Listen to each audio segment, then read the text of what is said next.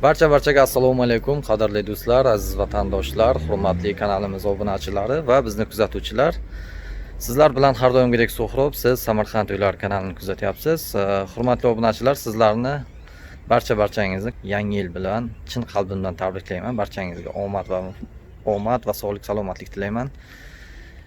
Eski yilda kvartira sotib olishga, uy-joy sotib olishga ulgurmagan bo'lsangiz agar, yangi yilda mana shu yangi uylar hammalaringizga nasib qilsin. Bugungi video roligimiz Novostroykadan 2 xonalik uy bo'ladi. Hozir mana shuni video roligini tayyorlayman yoki yangi yildan keyin balkim yangi yilgacha chiqar. Bugun 30-dekabr videosini olyapmiz. Marhamat, videoni oxirigacha tomosha qiling va do'stlaringiz bilan ulashing. Do'stlar, sizlarga ko'rsatadigan xonadonimiz mana shu domda joylashgan. Bu mana shunday G obrazini tushgan Novostroyka. Mana fasad qismlari travertin bo'lgan. Bu uyimiz Gagarin ko'chasidan kirib kelishda Parsizda joylashgan, juda ham yaqin. Ham Parsiz ko'chasiga, ham Vokzal ko'chasi, Gagarin ko'chasi mana shu 3 ta hududning o'rtasida qurilgan. Uyimiz 2 xona, 2-etajda joylashgan, studiya bo'lgan, zal bilan kuxnya bitta joyda bo'ladi. Juda chiroyli remont qilingan. Hozir kirib ichkarisini ko'ramiz. Mana bu yerda detskiy plashatkasi juda ham chiroyli qilingan. Mana mashina qo'yish uchun joylar yetarlicha. Mana to'g'rimizda 56-chi bolalar bog'chasi joylashgan. Mana shunday ko'rinish atrofi. Hozir kirib ichkarisini tomosha qilamiz. Do'stlar, 2-etajga ko'tarildik. Mana shu podyezdda ko'rinishi. 4 ta xonadon joylashgan bu podyezdda. Mana bu xonadonimizning kirish eshigi bo'ladi. Mana shunday juda ham yaxshi eshik qo'yilgan.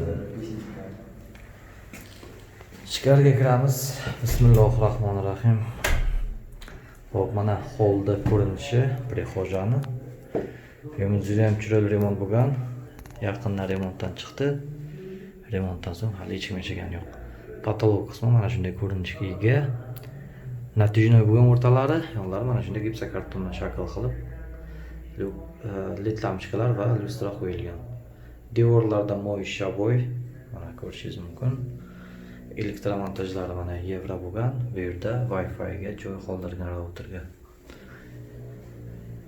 Mana shu xona bu sanuzul bo'ladi. Sanuzul mana shu joyda joylashgan, bitta joyda. Remontlar kafel qilingan devorlar. Mana patolog qismi. Mana vannasi. Oyoqdagilar kafel, to'pli pol qilingan hovlimizda.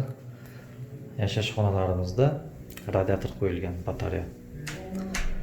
Xo'p, bu yerda mana uyimiz mana shu oshxona, studiya qilingan, ham zal, ham kuxnya bo'lyapti.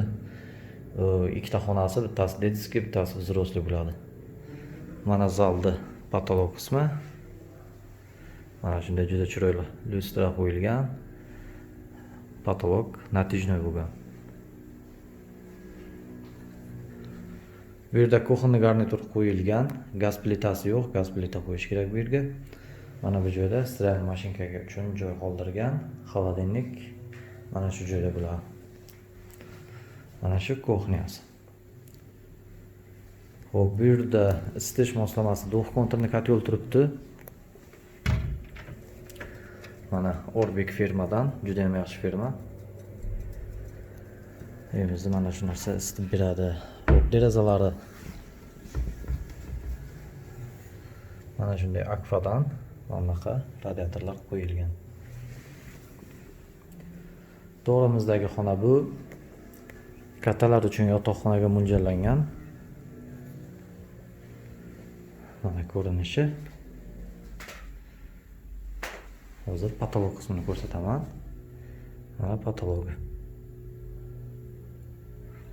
Pol qismi hamma joyda pollarimiz laminat. Hozir bolalar uchun yotoqxona ko'ramiz. Bitta shu xonasi gulxoy tushgan. Mana. Mana shu detskiy spalnya. Mana shunday ko'rinishga ega. Mana patolog qismi. Pollar laminat bo'lgan. Juda ham yaxshi. Mana shunday uyimiz 2 xona.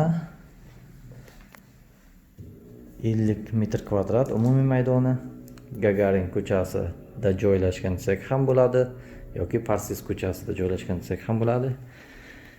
Uyimizni narxi 41 ming dollar savdosi bor. Kimga qiziq bo'lsa marhamat telefon qilingizlar. Fikr va takliflaringizni kommentariyada yozib qoldiring. Keyingi videolarda ko'rishguncha sog' salomat bo'ling.